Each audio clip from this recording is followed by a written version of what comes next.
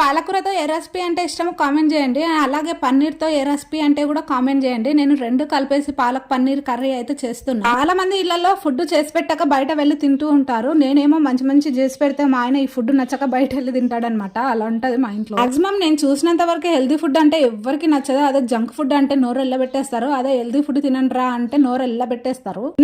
తినకుండా ఒక పూట అంటే బయట తింటారు. రోజు మొత్తం తినలేరు కదా, ఏదో ఒక టైంలో దొరుకుతారు కదా అని నేనైతే అస్సలు వదిలేను. ఇంకా మా ఆయన ఎలాగో నాకు చేయి దాటిపోయిండు. మా పిల్లల్ని మాత్రం అస్సలు వదిలే ప్రసక్తే లేదు. రెసిపీలోకి వెళ్తే ఫస్ట్ అయితే పాలకూర కాడల్ని నీట్ గా కట్ చేసేసుకొని 10 నిమిషాలు వేడి నీళ్ళల్లో మరిగించి తీసి మిక్సీ జార్ లో వేసుకున్నా. తర్వాత 4 పచ్చిమిర్చి 4 బాదం వేసి మెత్తగా మిక్సీ పట్టేసుకున్నా. పాలకూరలో వాటర్ ఉంటుంది కాబట్టి ఇంకా వాటర్ ఏమి పోసుకునే అవసరం లేదు. చేసేసి ఆయిల్ వేసి ఇటన్ తర్వాత ఆనియన్స్ పచ్చిమిర్చి వేసి బాగా మగ్గనించుకున్న తర్వాత అల్లం వేసి పచ్చివాసన పోయిన తర్వాత పసుపు ఉప్పు వేసి 10 నిమిషాలు మగ్గిన తర్వాత పన్నీర్ని వేసి లాస్ట్ లో కొత్తిమీర సురుమేతి వేసి 10 నిమిషాలు మగ్గితే సరే. ఉంటాను.